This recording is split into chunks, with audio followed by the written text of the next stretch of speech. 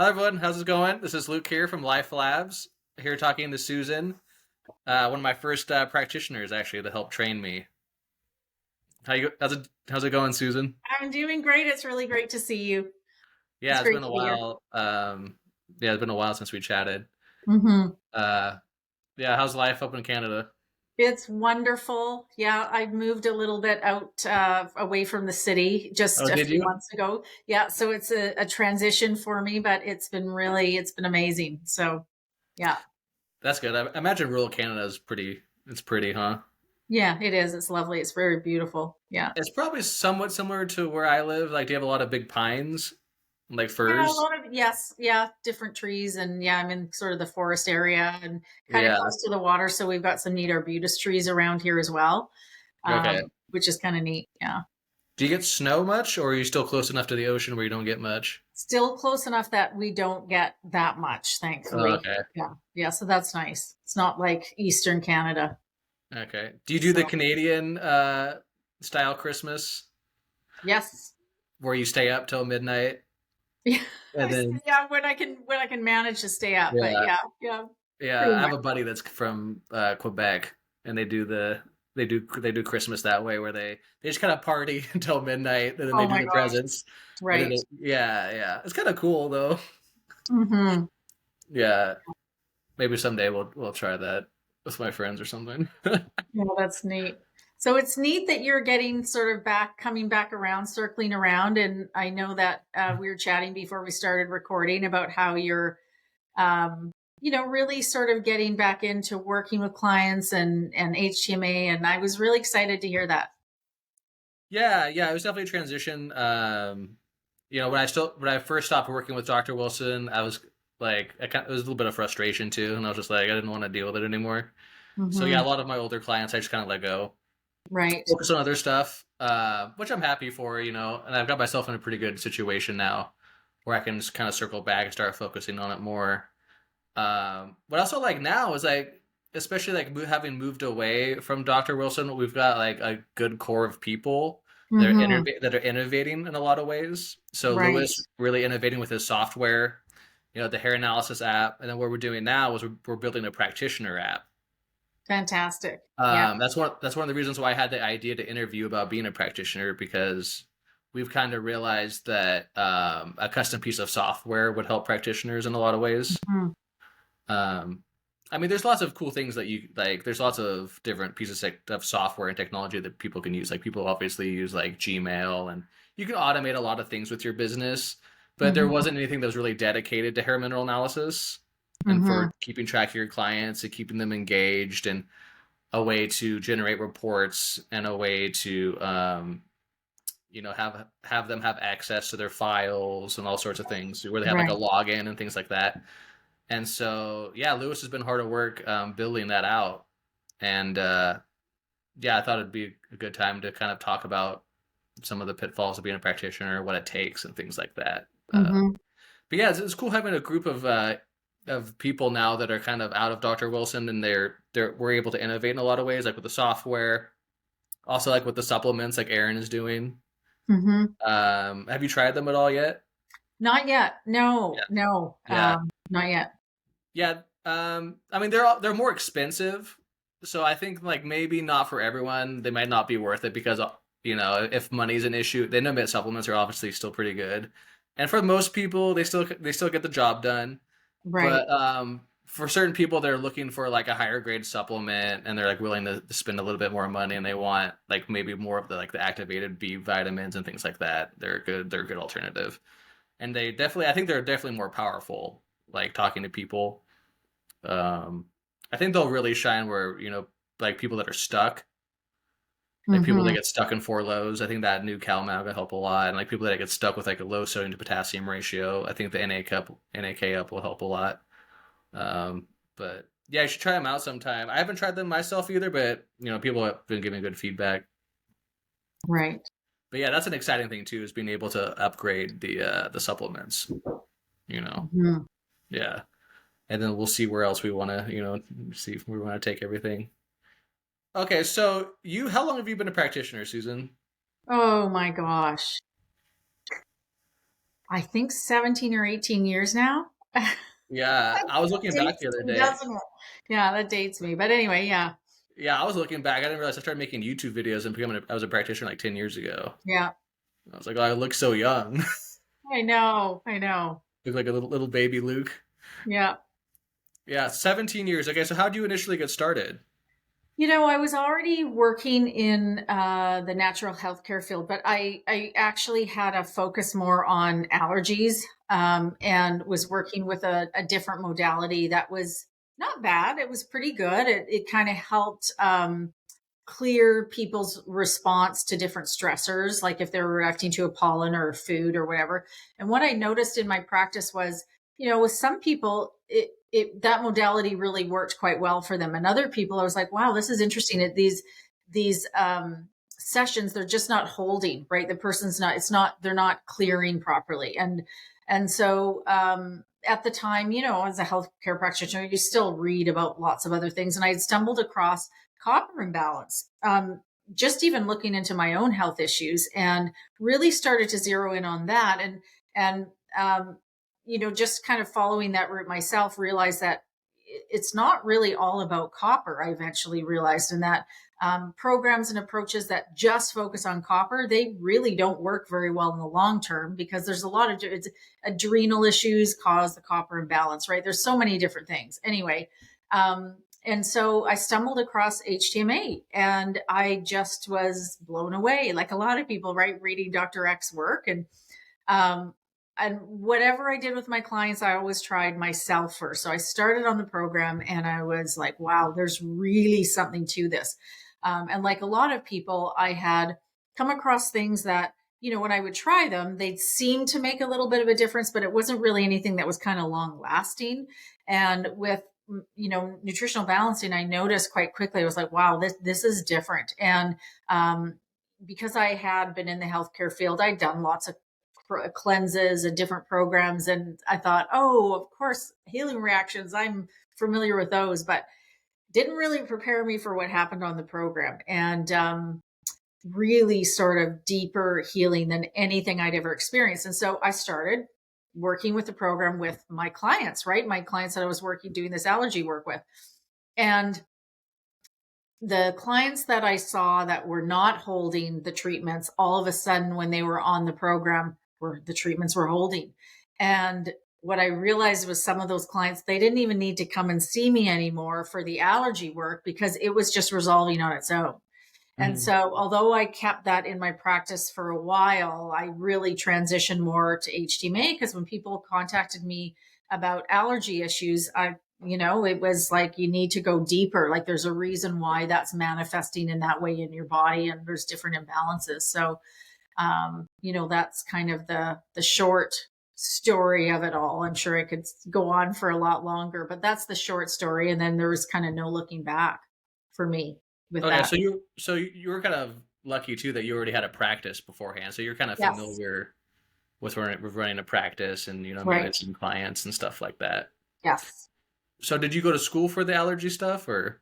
I did training. So my bachelor's degree is in health education, and then I have a Mhm. master's in psychology counseling. And in between all of that, I did a ton of various health courses and training, and became a registered nutritional consultant practitioner. So that's kind of my background with everything. And yeah, Right. but quite different in terms of the training that I did with the allergy work. I mean, it was specific training that I went through, to be able to use that modality.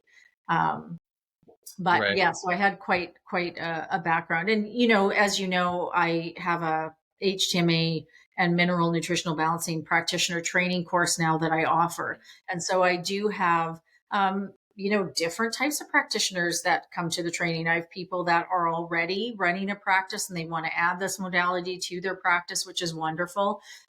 Or I have people that, they've been doing HTMA themselves for a while, and they have a real passion for it because they've seen the difference that it's made in their lives. And so they want to do this work. Mhm. So, I kind of am working with, a variety of different people from different backgrounds in HTMA success. Yeah, I imagine you get a lot of like chiropractors, chiropractors and Mhm. things like that. mostly people in like the natural fields. Yes. Yeah, Yeah. absolutely. Yeah. A few, medical doctors that Hmm. have a different type of a slant on things and are wanting to include this. But yes, the Hmm. majority of people are definitely from the healthcare industry field. Yeah, and if anyone's looking to be a practitioner, I definitely highly recommend Susan's practitioner training. Yeah, that's cool. Mm-hmm. Um, so with the practitioner training, when did you start that? That was about 3 years ago now. Yeah. Okay. And I had been, as you know, I'd been a coach for Dr. Wilson for, I don't know, Hmm. over 10 years or so. And so that coaching piece, because of my education background, has always Hmm. really been a strong passion of mine and something that I've really liked doing alongside working with my own clients. Yeah, Susan was actually my coach at one time. Yeah. Hmm. Yeah. Yeah. I don't remember the name of the lady that was my first coach. I think she started to get having a big family. I think she kind of fell off being a Oh, practitioner. wow. Okay. Um, but but yeah, she was nice.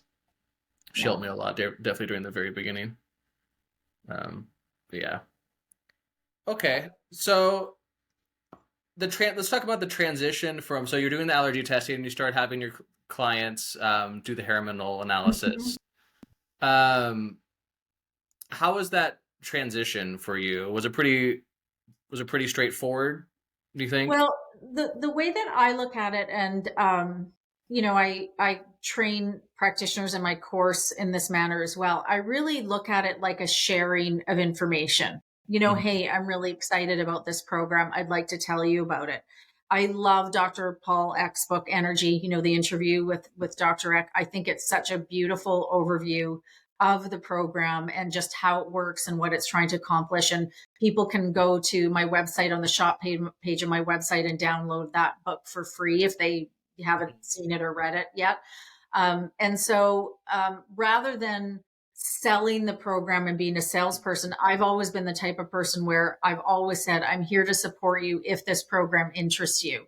And Mhm. here's something that you can read about it. And so for me, that transition, because I had noticed such a big difference myself with the program, was quite easy, right? And one of the things that we were chatting about before we started recording was about different pitfalls and different things practitioners have to deal with. And one of the things is this program isn't for everybody. This is not, Right. it's not easy, right? Mhm. And not everybody has to do 100% of the program. People can see positive shifts with doing various parts of it. However, a lot of people just want to go see somebody and, just have one thing here, take this to treat your particular symptom. Whereas Mhm. what we're doing on the program is we're really getting to a deeper layer in the body of, really deep stress patterns and working on balancing that. And so, as you know, I mean, it's not a quick fix. It's a Yeah. longer term program, more of a lifestyle that we're trying to encourage. And so that's one of the things, right? And I tell people that, yeah, if a person isn't ready to do 100% of the program, well, can they do 30%? That 30% is Mhm. still going to benefit them. If you're a really sensitive person and you're in a body where you have a very sensitive nervous system, you might not be able to take full doses of the supplements. Maybe you need to start with a half of each. That's fine. You're still doing the program, right? You're meeting your body where it's at. So, I think that's one thing that's sometimes challenging. One of my students in the HTMA success emailed me about this last week. She said, how do you see that people are living a life that really isn't supportive of good health? And when you know that we have this program that does expect, how do you come to terms with the fact that Right. that they might not be able to change all those things? And I said, that's not your responsibility as a Right. practitioner. And what I've seen happen on the program so many times is that somebody starts even by doing small amounts and their awareness increases, right? We talk about how on this program we develop as people, our awareness increases. And Mhm. oftentimes they start just making other changes and shifts in their life, right? As the health of the person increases overall. And so and sometimes not. Sometimes it's not the right timing for a person, or maybe they circle back at another time and when they feel like they're more ready. But I think as a practitioner, accepting that we can share this information, the program may not be for everybody, but the people that we really can support, it's really wonderful, right? When you hear all of the successes and positive changes that people are noticing, or things that they've had for years that are resolving, or, Yeah, so. I definitely think that's one of the most important things, especially initially, just being honest with people, explain to them how the Mhm. program works, what to expect. And then you made a great point too. So many people I've noticed with a lot of clients, and through my work is that yeah, they think it's like zero or 100%. They're either doing the Mhm. program or they're not doing the program. Yes, It's like they don't realize that like everything. That's what one nice thing about that's nice about the program, right? Is that although if you're doing it 100%, obviously that's great and it compounds on itself. But hmm, everything that we do and recommend is going to move you in a healthier direction. So it's kind of up exactly, to you how much of it you want to incorporate. You know, exactly. just eating more cooked vegetables, you're probably going to feel better. Just going to bed Yeah, early, you're probably going to feel better. Just taking the vitamins once a day, you're probably going to feel better. yeah, You know, and so yeah, if people can't do 100% of the program, it's okay. You're still moving forward. exactly, You might not be moving forward as fast, but you're still moving forward. You know, exactly. And then yeah. and then there may come a time where you go, yeah, heck yeah, I want to do 100%. Hmm. And that's great too. Yeah, and a lot of people they simply can't do it 100% in the beginning. Right. Yeah.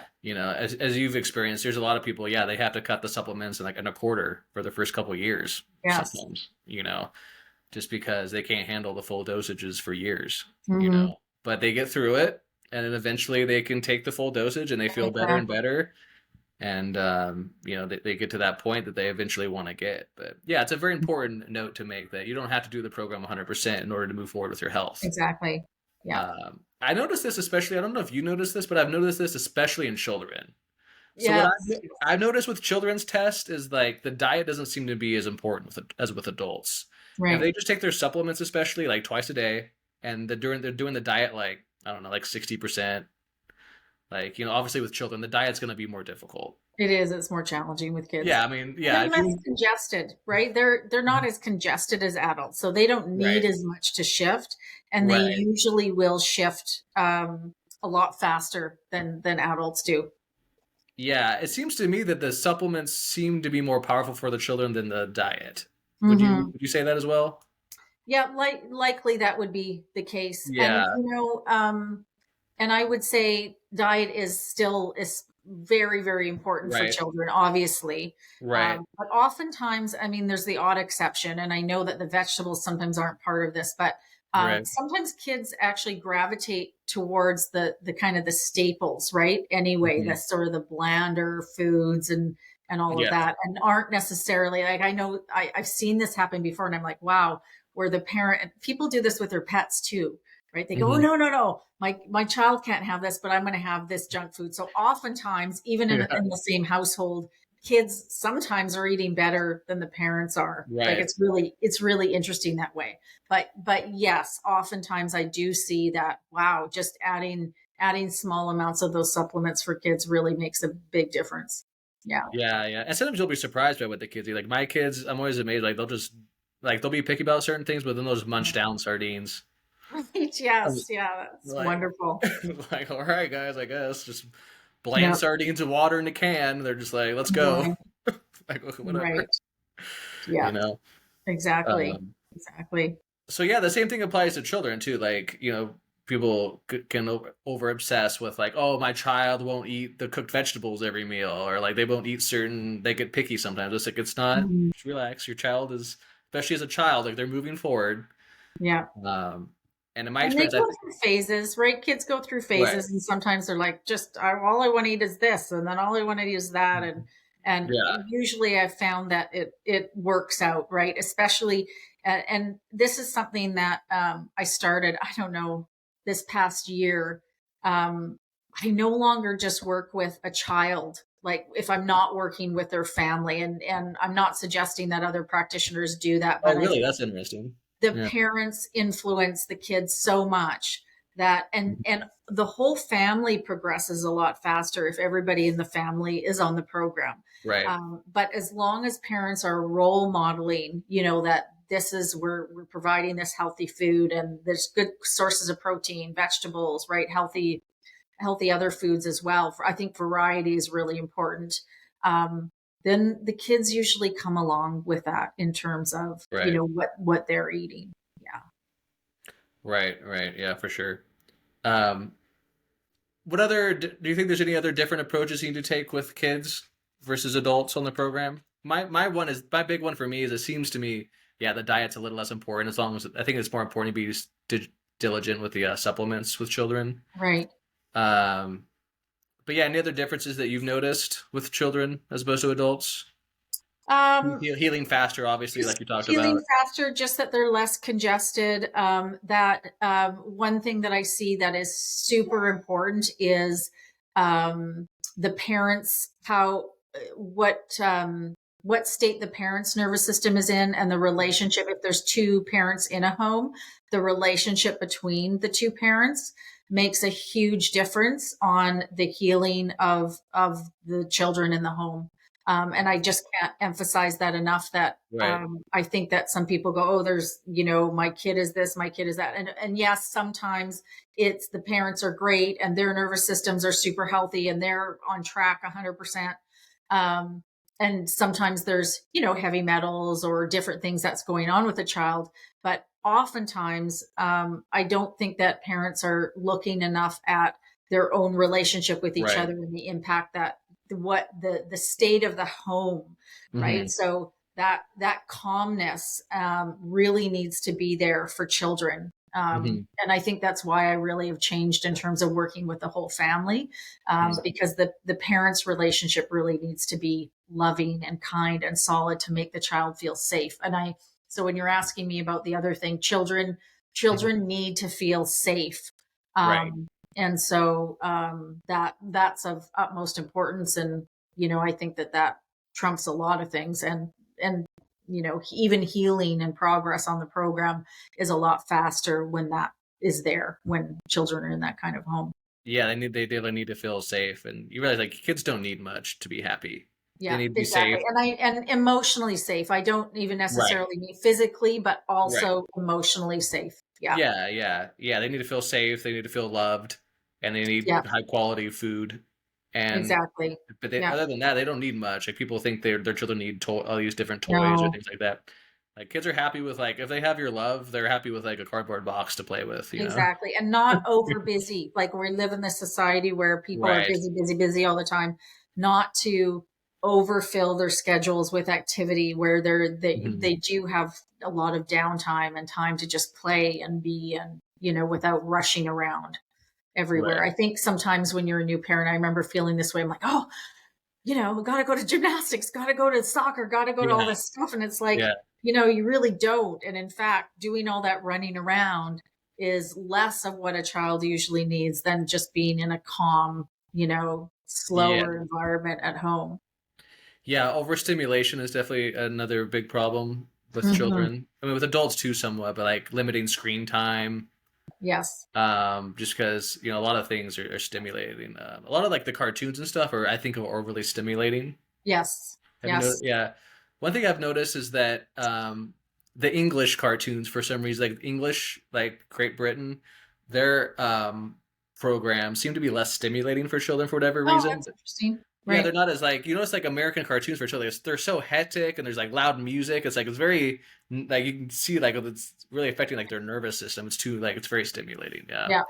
Yeah. So I think yeah, for children especially, just yeah, making sure they're not being too stimulated and too busy. Exactly. Um, and we can see that the health of the parents, right, affect and the health of the house affects children, right? We can see it on hair tests. How often do you see Absolutely. them? How often do you see your clients' children and the parents, dump metals together, the same metals, right? Absolutely. Oh my gosh. And Yeah. that's part of what I love too. I think when a family's on the program together, energetically, they all Hmm. help each other. And I think that healing is actually faster when the whole family's on the program and they're just energetically all moving together, and they releasing metals together, shifting together. It's really actually beautiful to see Yeah, it's that. actually kind of a trip, right? It's like Mhm.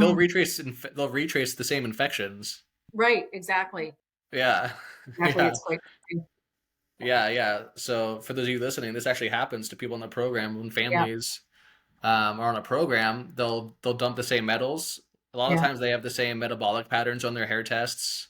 Yes. If the parents are in four lows, the children are more likely to be in four lows. Mhm. And they'll even retrace infections together as they Mhm. move forward in their health. Yeah. Um, yeah, Absolutely. it's a fascinating thing for sure. Absolutely. Yeah. Yeah, yeah. And so I know that you had some other questions about, I don't know, just being a practitioner or things. So maybe we could chat a little bit about that. What?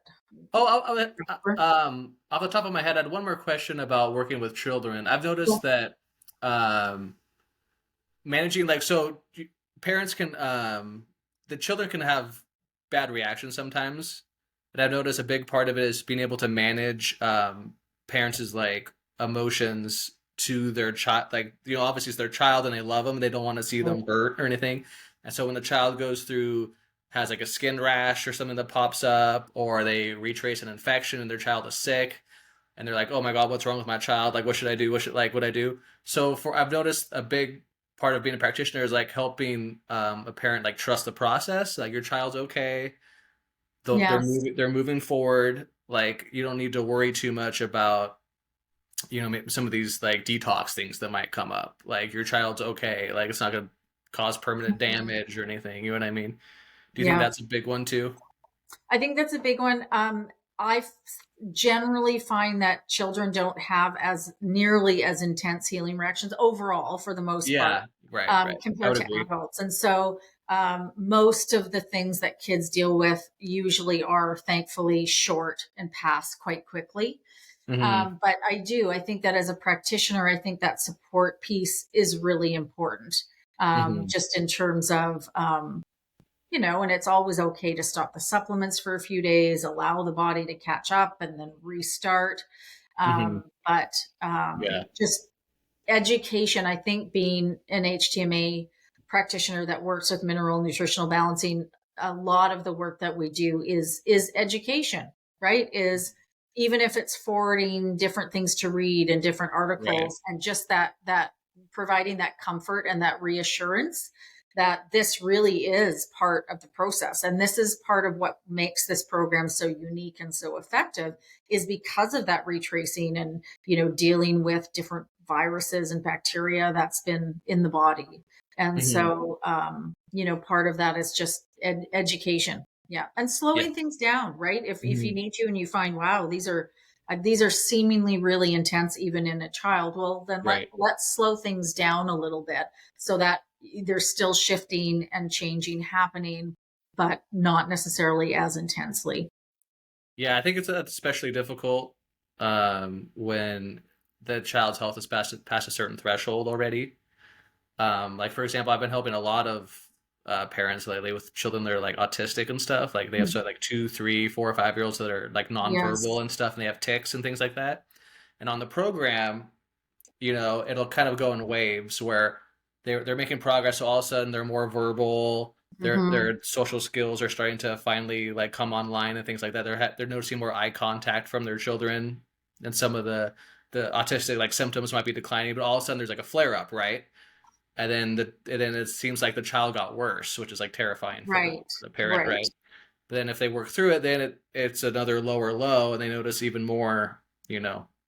So I Yeah. think it's And that's especially that's part of it, right? Yeah, and that's part, even with adults, that's part of it. And it's a really common pattern. And it happened to me when I started the program as well, where Mhm. initially your body is increasing in energy and vitality. And so you feel this, oh, I feel great. Well, Yeah. that's the body increasing in energy and vitality. And when that happens, there's more energy in the body to deal with stuff, right? All sorts of Right. stuff. And that's where we get this, it's sort of like this Mhm. up and down kind of thing. So the path to health isn't like this, it's like this on the way Mhm. up. And so, it's somewhat about learning how to ride those waves, to use that analogy, right? That there's just going to be that sort of rhythm, that ebb and flow. Yeah. Yeah.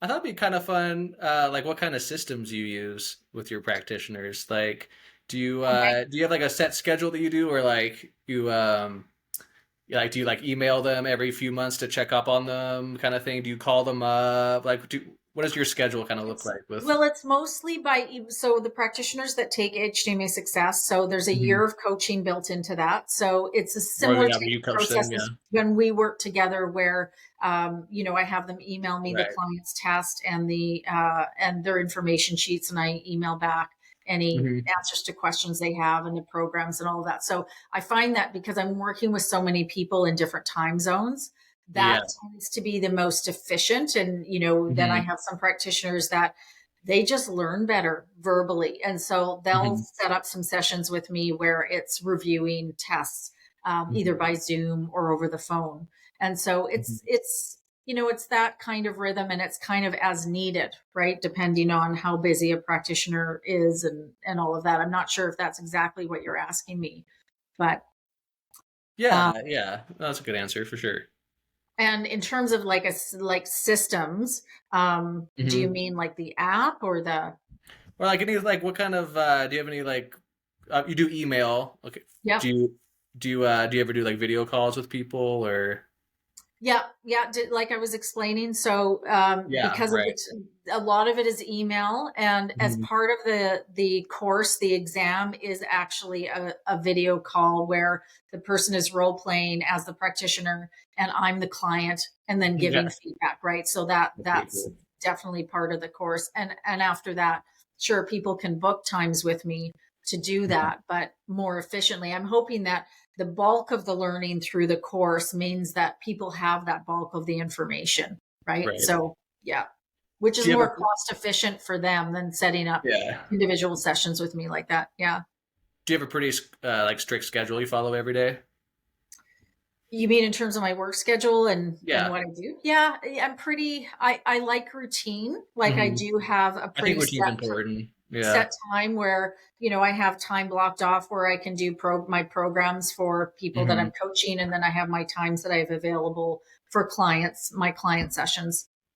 Yeah. Yeah. Do how do you manage like how do you avoid burning out?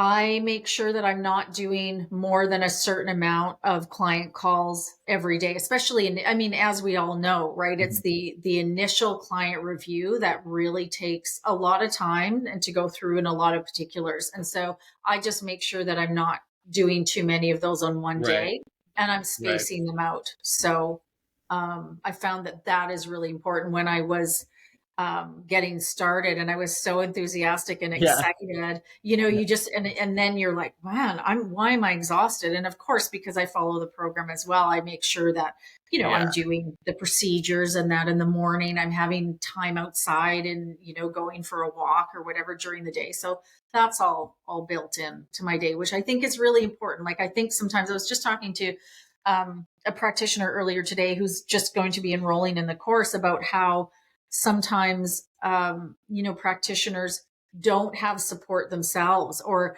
Yeah. are busy helping other people, that they neglect their own health. And I've made a point of not falling into that I'm really, it's really a priority for me to stay on top of all of that myself, and to Hmm. make sure I'm getting enough rest and sleep, and all of that. So it's a lot, but I love what I do, and I Yeah. make sure that I try and role model what I say to other people, Yeah, right? for To sure. take that on for myself. Yeah. Yeah, it's something important. Like set aside time for yourself to like do the program Yeah. and everything. And yeah, I think routine is definitely important. Yes.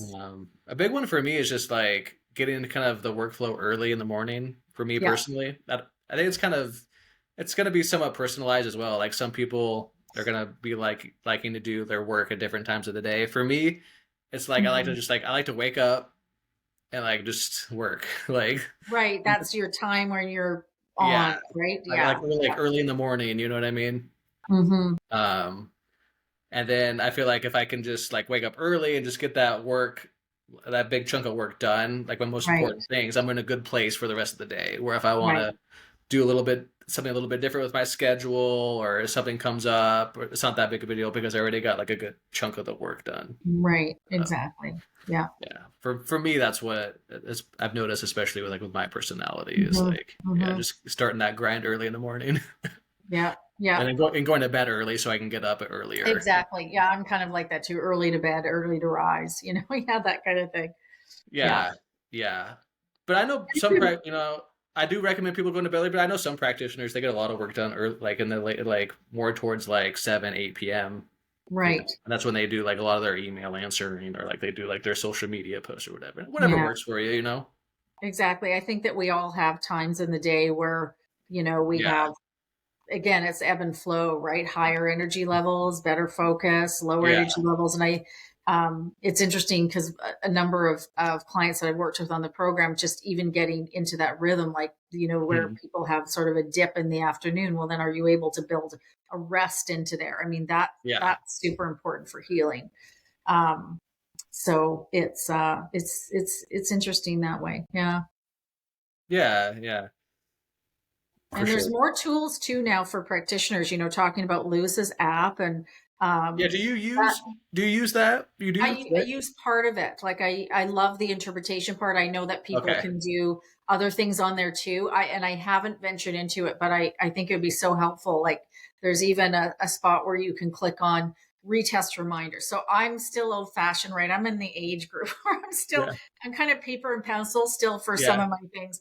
And so I just have my own spreadsheet where I keep track of when yeah. clients need retests, but you can do all of that in the app now. And I think there's a scheduler Mhm. and so that's really neat, I think, because I think that that's also it's a time saver for practitioners getting started. So Yeah, what's really lovely is when people are in HTMA Success and taking the course, Lewis has allowed them to use the app for free for that time that they're in the course, and it just mhm. gives them an idea of what that's like.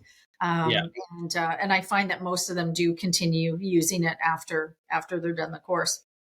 Right, right. Yeah. Yeah, I think using a spreadsheet is probably a pretty important skill. I think if you're Hmm. gonna be a successful practitioner, you probably need to learn how to use a spreadsheet. Right. you know, Yeah. you're gonna have to learn how to just keeping track of your clients. Where they're at. Yes. Like how long has it been? So it's important that you keep track of when they're due for their next retest. Yeah. It's important that you keep track of like the last time you heard from them. I think is an important one Hmm. because you've seen it. People can fall off the program. You know. Exactly. And so one of the things that I like to do, I have my admin assistant send out an email every month, just to Hmm. touch base with people, and Hmm. then a retest reminder about the 3 month mark. And I think that's really an important thing for practitioners to do, right? To stay in touch with their clients that way. Yeah. And I found that really, really helpful because even though, I do invite my clients to reach out to me when they have questions, I think some people don't. And then when they see an Right. email come in from me, Right. they're like, "Oh yeah, I've been meaning to ask this," Hmm. and it's just helpful. I think that there are different groups online now, like different support groups, but I think that some people still feel more isolated when they're doing the program, right? Especially if they're on their own or they're just in their family, they're the only person that's doing it, and it's nice to have that connection, with your practitioner for sure. Yeah, I think figuring out your system to follow up with clients and keep track of them is definitely very Mhm. important as a practitioner for sure. Yeah, Like you said, the retest, just making sure like where they're at with the program, if they're doing it at all. right. Exactly. Because a lot of times, I'm sure you've noticed this too, is people will fall off the program and then they don't actually notice that they felt better when they were doing the program until you remind them to go back on the program. They're like, and you ask them, and you kind of have to Yes. ask them, like, how did you feel when you were on the program? You're like, you know what? I did feel better. I did Yes. have better mood and better energy back when I was doing the program. I should get back on the program. Yes. Like, Yes. yeah, Yeah. yeah. I'm sure you've noticed that for sure. Yeah. Exactly. Yeah, and but yeah, I think different people will have different methods kind of to follow with people. If you're a an early on practitioner and you only have a handful of clients, it's actually people love it if you call them. Absolutely. Yeah, Like people absolutely. really appreciate that. When I was first starting out, I remember I had this spreadsheet and I would set out a day like once every like it was like every 2 or 3 weeks. I would literally just call everyone on the spreadsheet Wonderful. and Yeah. I would leave a voicemail if they didn't pick up, and like Yeah. people love that too. They do. Yeah. They appreciate a phone call for It sure. just gives that extra support. If you have Yeah. time to do that, it gives them that extra support that I think is really important.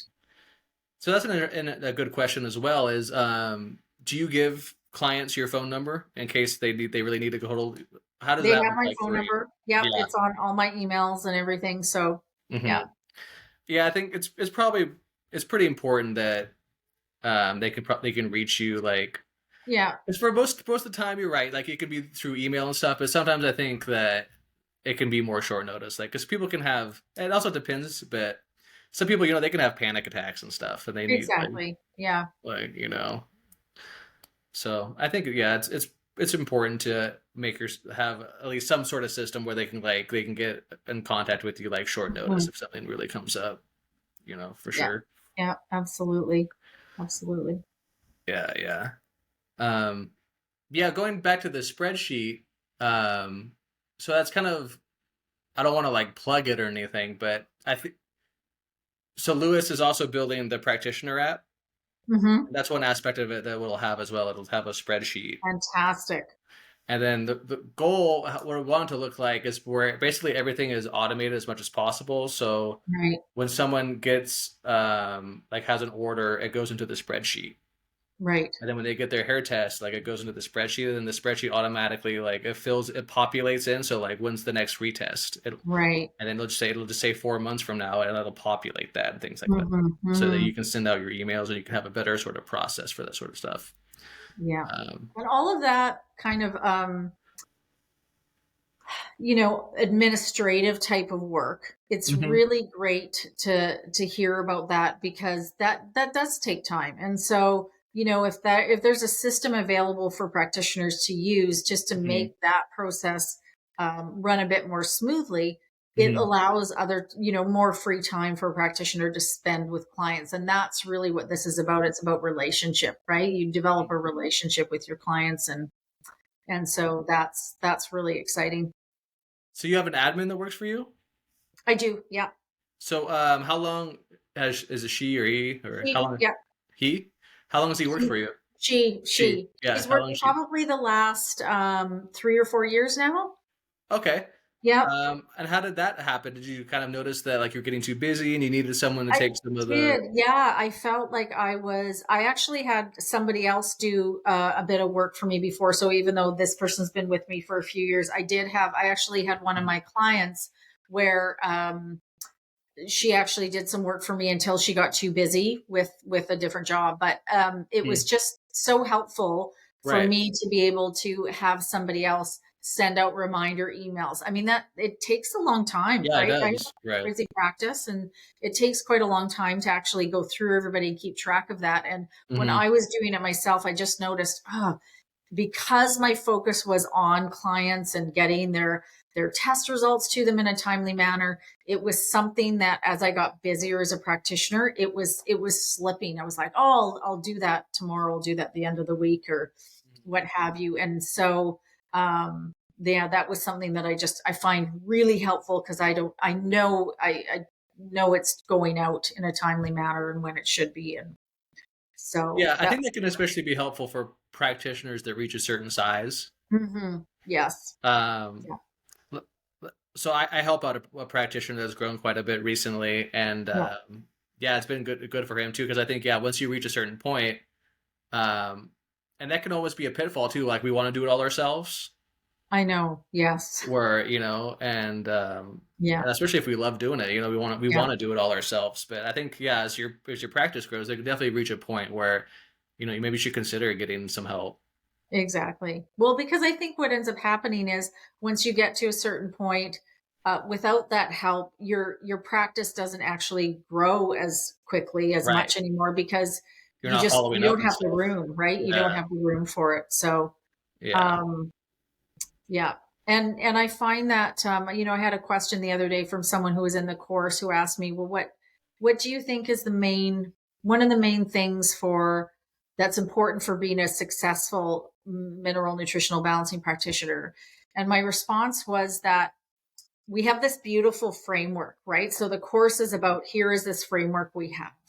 But as a practitioner, you still need to really be in sync with your client and be able to personalize the program so that it's working for that person. And as we've talked about, Hmm. sometimes full doses of supplements aren't tolerated. So I think that's where being a really successful practitioner comes in, where you're able to um, individualize things a little bit. We have this beautiful framework, and sometimes it doesn't need any changing or individualization. The person's just like, yeah, I'm 100% and this is working for me 100%. Hmm.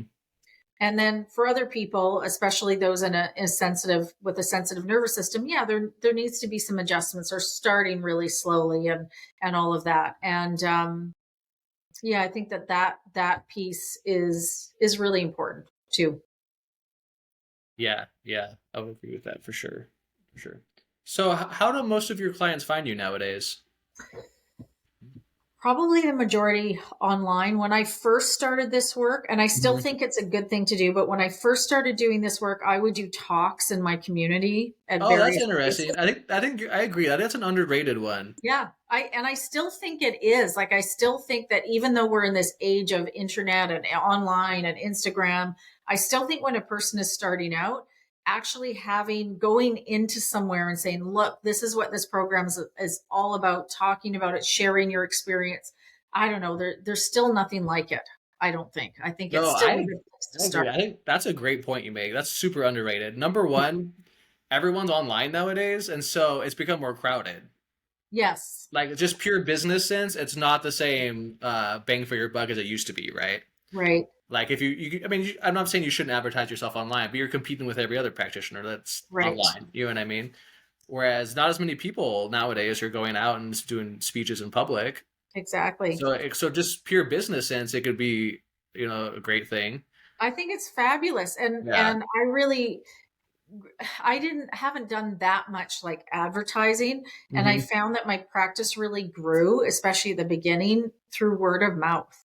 And Yeah, for sure. so if you really support and do a good job with your clients, they are going to want to tell people and family members and all of that. So Yeah, I 100%. think Yeah. everybody, starting in their own community and building Hmm. their practice up from there Yeah. is really a wonderful, wonderful way to go.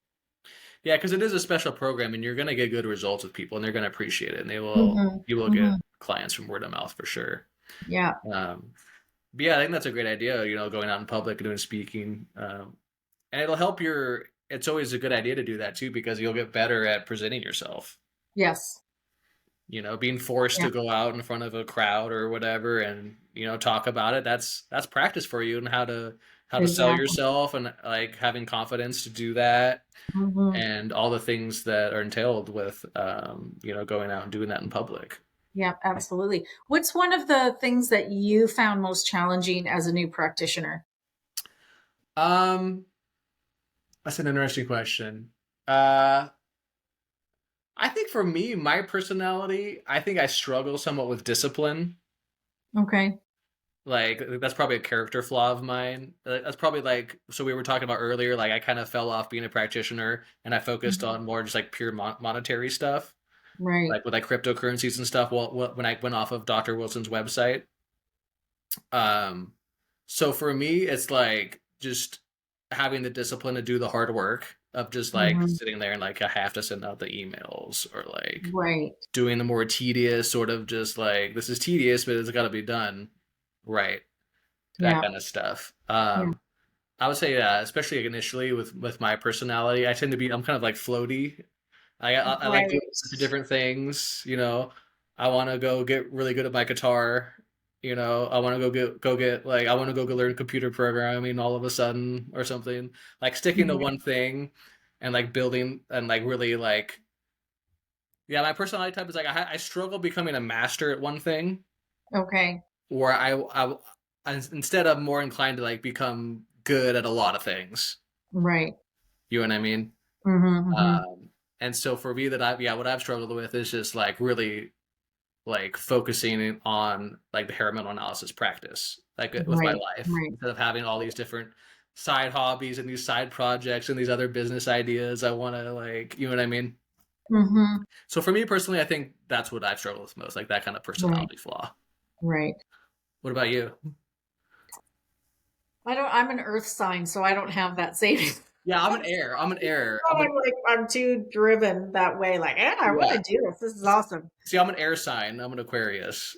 Okay. Okay. Yeah, That, yeah, I'm Capricorn, so I'm all earthy. yeah, yeah. I don't know. For me, it wasn't, like I said, when I started doing this work, it was more speaking in your community and, telling Hmm. people that you know about it.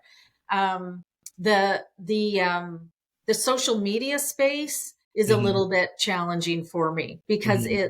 I'm on the computer a lot Yeah, and working with clients a lot. And, so then to have to sort of bridge over and spend free time when I'm actually encouraging people to have less screen time, I'm trying to be yeah. less on the screen myself. So I Right. don't know if there's anything else. Like I tend to be more of an organized kind of person like that. So that Hmm. part of things of being a practitioner um, wasn't wasn't a concern for me. I think way back when, one of the things I would say is um, at the beginning doing this work, I had a hard time separating myself from my clients in the way that I would worry about them. Like I would carry it over into my Hmm. personal time where I thought I would worry about that person if I knew they were going through something and think about them. Oh, I better check in with them. Um, Yeah, to a yeah. point where it was not healthy.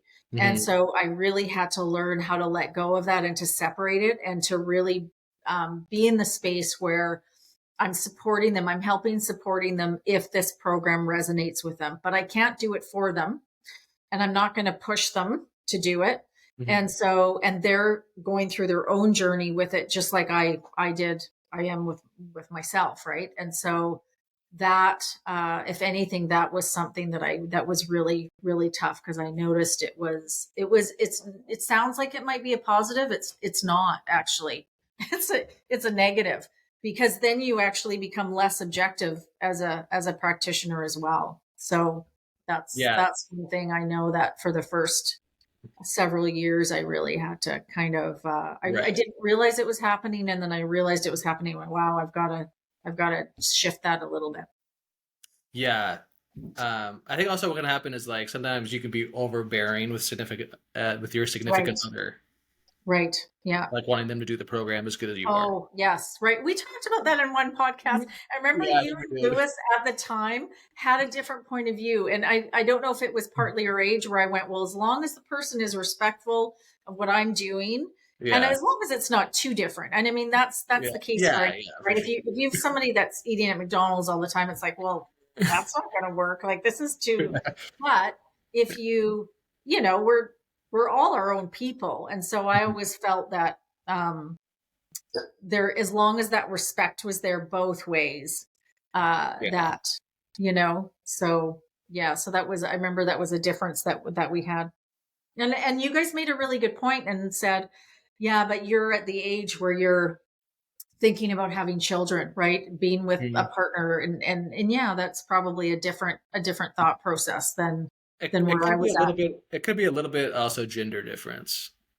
Right. Yeah, Maybe. whereas a Yeah. little bit maybe men want to be a little bit more in control Right. of like Right. for better or worse, like Right. whereas females tend to be a little bit more like giving in that area. Right. Yeah. A little more like females tend to be a little bit more respectful of like other people's, like, you know what I mean? Hmm. Yes. Yeah. Whereas men tend to be a little more headstrong and a little more opinionated. You know, Right. you know. Yeah, Yeah, that can be the case. Yeah. yeah, for sure. So do you have any other questions for me at all about I don't know, the training that I offer or practitioner? We've kind of gone through some different things and um just in the last few minutes here. No, we've talked about I think a lot of the different aspects of being a practitioner. So why don't you talk about where people can find you? Okay. and if they want to do your training, how they can do that and things like that. Okay. Great. Well, people can find me on my website at susancachay.com, which is SUSANCACHAY.com. And there is a tab called Practitioner Training if you're interested in the practitioner training, and it tells you all about the course. But I'm happy to have a conversation with people if they're interested in some more information or have any questions about it. And there's also a place on my website to reach out to me by email. So, people can certainly do that as well. Oh, Very and cool. I'm also, I did do a post about this, but hopefully next month I'm also starting a community call for people that that I've been coaching or that are in the course or graduated for the course, where it's just a support call once every 2 weeks or maybe monthly to start, where we review tests, right? We maybe people submit a more challenging client test that they have, and we just go through, and I really want to foster this sense of community with the practitioners with HME, and just to provide more avenues of support. So that's something that's coming up, and if people subscribe to my newsletter on the website, I'll be sending out more information about that in the upcoming weeks. Good. Well, thank you for having me on, All right, you're welcome. All and right, hopefully we can do this again soon. yeah, for sure. Okay. All right, bye. Bye. All right, guys. Hope you enjoyed that little podcast we did with Susan. Like we talked about, if you want to find Susan, her website will be down below. If you want to be a client of hers or you're a practitioner looking for her practitioner training, I think that's the biggest thing that she's doing nowadays is the practitioner training for people that want to learn hair mineral analysis. So if you're a chiropractor or someone in the natural health field, or even if you're a doctor, anyone looking to learn how to do this and learn to be a practitioner, you can go to her website and be trained by her. Okay?